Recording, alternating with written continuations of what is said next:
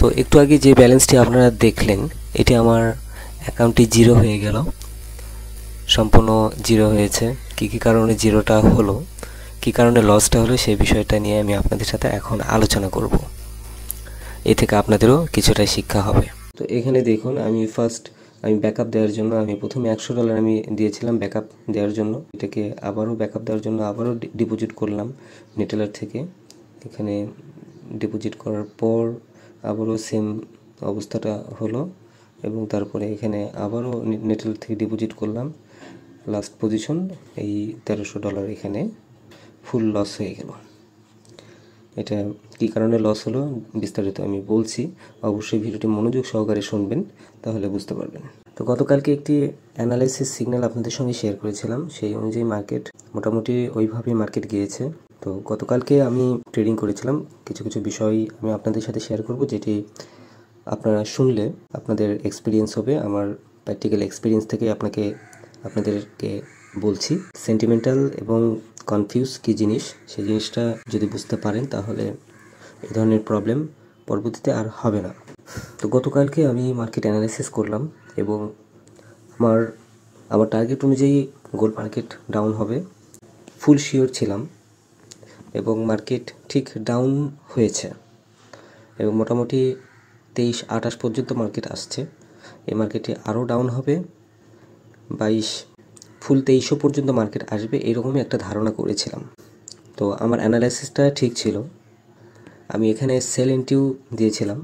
দেখুন, আমি গতকালকে আমার যে ব্যালেন্সটি, আমি টোটাল কালকে $1345 লস করি এবং এটি কী কারণে লস হয়েছে এই এক্সপিরিয়েন্সটা আমি আপনাদের সাথে শেয়ার করব। সবসময় যে প্রফিট হয় এমনটা না, লসও হয়। এখানে দেখুন, আমি কতগুলো এখানে ডিপোজিট করেছি ব্যাকআপ দেওয়ার জন্য, তারপরও আমি ব্যাকআপ দিতে পারিনি। এখানে লস হয়েছে $1300, 1300 প্লাস লস হয়েছে, $1345 লস হয়েছে। তো দেখুন, এখানে আমি একটি এন্ট্রি নিয়েছিলাম, সেটি ছিল হচ্ছে এখানে এই পজিশনটাতে 23-13 পজিশনে একটি এন্ট্রি নিয়েছিলাম। সেই এন্ট্রিটা আমি এখন আপনাদের সাথে শেয়ার করব। এই যে এখানে একটা এন্ট্রি দেখুন আপনারা, যে এন্ট্রিটা এখানে দিয়েছি, এখানে 23-13তে একটা এন্ট্রি পয়েন্ট ছিল। তো এই এন্ট্রিটা, এই ট্রেডটা আমার প্রফিটে গিয়েছিল, কিন্তু এখানে দেখুন এই যে এই পজিশনটাতে ছিল 23-13 পজিশনে একটা এন্ট্রি ছিল এবং এখান থেকে মার্কেট ডাউন হয়েছিল 23-4 পর্যন্ত। কিন্তু এই জায়গাটাতে আমি টেক প্রফিট আমি দিয়েছিলাম, কিন্তু আমার কেন জানি আমার মনে হচ্ছে না যে অ্যাকচুয়ালি আমি সঠিক টাইমে টেক প্রফিটটি দিয়েছি কিনা।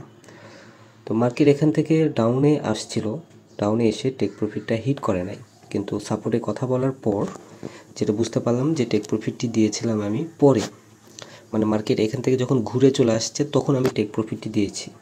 তো যার কারণে এখানে টেক প্রফিটটা হিট করেনি, এটা হিট না করাটাই স্বাভাবিক। তো এই একটা ট্রেডটা কারণে আমি আর অন্য কোনো এন্ট্রি আমি আর নেইনি। তো এটি এখান থেকে মার্কেট ব্যাক করেছে একদম ফুল, এখানে আপে গিয়েছিল, আপ থেকে মার্কেট এখানে এই যে 23-34 থেকে মার্কেট আবারও চলে আসছে, এখানে 23-12 পর্যন্ত আসছিল। তো আরও মার্কেট ডাউনে আসবে এটা ধরেছিলাম, বাট মার্কেট আসে নাই, এখান থেকে আবারও মার্কেট ব্যাক করেছে। আচ্ছা, যখন মার্কেট এখান থেকে ব্যাক করলো, এই ব্যাক করার পর একদম ফুল মার্কেট চলে আসলো 23-52-তে। তো আমার এখানে একটা এন্ট্রি ছিল, সেল এন্ট্রি ছিল এবং আমি ফুল শিওর ছিলাম মার্কেট ডাউন হয়ে যাবে, অনেক ডাউন হবে এবং এখানে আমি বড় কিছু লটে আমি এখানে এন্ট্রি নিয়েছি। এখানে আমার মেইন টার্গেটটা ছিল হচ্ছে 23-55-তে আমি এসএল দিব এবং ওইখান থেকে মার্কেট ডাউন হবে। তো মেন ঘটনাটা এখানেই ঘটেছে। এখানে দেখুন, আমি যে সেল এন্ট্রিটা দিয়েছিলাম সেই এন্ট্রিটা আমি দেখাই আপনাকে। গতকালকে যে সেল এন্ট্রিটা দিয়েছিলাম, এখানে এই যে এখানে দেখুন, আপনারা দেখতে পাচ্ছেন হয়তো, এখানে সেল এন্ট্রি ছিল 23-49-এ সেল এন্ট্রি ছিল এবং সেই সেল এন্ট্রিটা দেওয়া মাত্রই আমাকে একটি সাবস্ক্রাইবার, একটি ট্রেডার, সে আমাকে নোট করলো যে মার্কেট আরও অনেক আপে যাবে। আমি বলেছিলাম যে এই টাইপের কোনো টেক্সট আমাকে দিবেন না। আমাকে বললো মার্কেট আরও আপে যাবে, সবাই অ্যানালাইসিস করছে মার্কেট আপে যাবে, এখানে যাবে সেখানে যাবে, মার্কেটটা ডাউন হবে না। এই যে আমাকে একটা কনফিউজ করে ফেললো। তো এই কনফিউজটার কারণে আমি এখানে যেই ট্রেডটা ছিল এই ট্রেডটি আমি ক্লোজ করে দিই। এই সেল এন্ট্রিটা যেটা ছিল সেল এন্ট্রিটা আমি ক্লোজ করে দিই এবং ওইখানে আমি একটা বাই এন্ট্রি নিই এই পজিশনটাতে। দেখুন এখানে খেয়াল করে দেখুন, ওই পজিশনটাতে একটা বাই এন্ট্রি নেই।